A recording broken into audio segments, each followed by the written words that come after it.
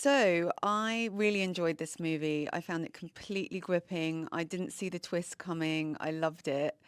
I don't want to reveal any spoilers, obviously, but could you maybe start by describing it for those that haven't read about it yet?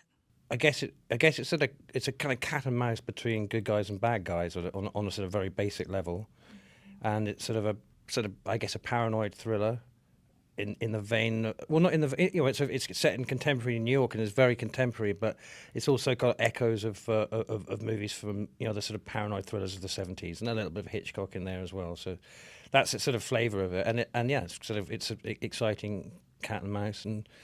Sam is probably a cat rather than a mouse, but anyway, he can work that one out. I really loved, as you say, the return to the kind of high concept thriller of the 70s. It's very satisfying. There's a great payoff. Sam, when you first saw this script, what jumped out to you initially that made you really want to be involved?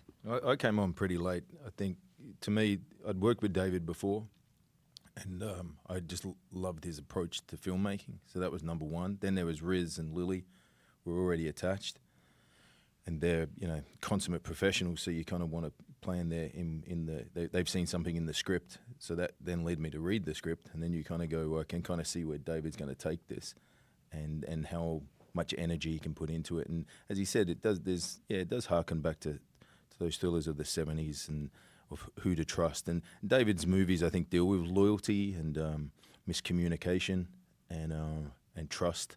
And I kind of kind of like structures like either big business or churches or that are kind of corrupt in a weird way and are taking advantage of the little man. And I kind of think there's something in that someone going against the system that I've always really liked. A lot of what your character does is sort of radiating this menace, but it's in a contained way, quite a quiet, measured way for a lot of the film. You're watching, and you're kind of creating this commanding presence with your team. Can you talk a little bit about the discussions you both had about what your character was? Look, I'm henchman one. That's how I looked at it. As I said, I'd do anything for David, right? So to me, it was just like, what's a role in here that I can play? But there was also something very interesting of David gives you a bit of space to create a character and go down, and I could see that Riz was playing a very contained part, and Lily's got the bounce between two worlds, and so I thought if I can put the swagger on it, then we can have a bit of balance between all these characters that kind of increases the tension when they're chasing after each other or eluding each other. Well, you play a great villain. I really got into the kind of juicy bad guy stuff there. David, tell me about actually trying to shoot and recreate New York streets. I think, New York is notoriously hard to shoot in. So how did you get around that? Well, it was hard because we didn't have a very big schedule, and we had a lot of locations that we had to kind of squeeze in. We actually we shot for 3 days at the beginning of the film as a kind of low key kind of almost run and gun unit. So we really got under the skin of the streets there, and notched off about 30 locations, I think, in 3 days. It was really intense, and so a lot of that flowed there because we shot quite a lot in New Jersey as well. But the sort of flavour of New York came from that, and locations of Riz's flat in Chinatown, and obviously some iconic locations like Times Square and Grand Central Station. So it was always challenging, but we try to kind of keep the flavour of the streets alive and keep the whole thing a live environment, so that we were trying to bring out the city, and that was definitely my first New York film, and it was a real sort of pleasure to be there and to try and extract some of that out of it. And I think it's sort of a little bit of a character in the film, and suits the kind of paranoid tension that we're after. I think that was the plus as well. Like, I didn't want to do something where you're shooting, unfortunately, say Toronto for New York or something like that. And I live around the corner from places we were shooting, and David's grasp is he's trying to get this authenticity, and you can't control New York. You're not going to control New Yorkers. They don't care if you're filming. Yeah. And so his style allows you to drop in that. And you're right, it does. That energy kind of propels into the movie. Yeah. That's super impressive because, as you say, most New York set films are not actually shot in New York, and you really feel that it is authentic. Yeah, my first day was Times Square. And it was like, sit there. I think David's direction was, sit there. You know what to do, man. You'll be fine. Someone's going to come up there. You'll figure it out. It's true, actually. You do it, yeah. And it was a really busy day. It was our first proper shoot day. It was a really, really busy day. And so Sam was actually kind of just there doing his stuff. And it was like, okay. And then I got to the edit and I saw everything that Sam was doing, most of which I hadn't really seen. I just sort of trusted him with. And it was like, there's a lot of really detailed work he does in that day. In terms of just controlling his team and sorting things out, and it was like there was a lot of it was just kind of pretty wild, which is great. We shot in Newark Airport as well. They were allowed us to shoot there. That's incredible that you're actually allowed to have free reign of this airport. And I mean, it might have been one of the new terminals. And there was people actually going on planes and stuff like that. Now that's not controlled. It's controlled to a point, obviously, but for us being involved in it, it's unbelievable because, there's no extras. It's not like resets. You're just part of this world, and it grounds you a lot more.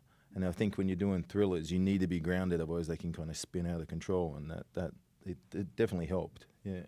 Super bold choice, and I love it. I think it really pays off to have done that to that degree of authenticity. I am curious, Sam, didn't you're in the center of tourists to New York. So, I mean, actual New Yorkers probably wouldn't bother you, but tourists will certainly bother you. They look twice, I think. I think they look, but then they're so used to seeing like Law and Order around there that some people are okay. But you're right, I think it's more double takes than anything that might have. But you're also shooting at such a pace and such a speed that you're ahead of them. You're just part of the osmosis of Times Square. That's what it is. No, it's interesting. This film we just shot that Sam's also in. See, I just beg him for work, man.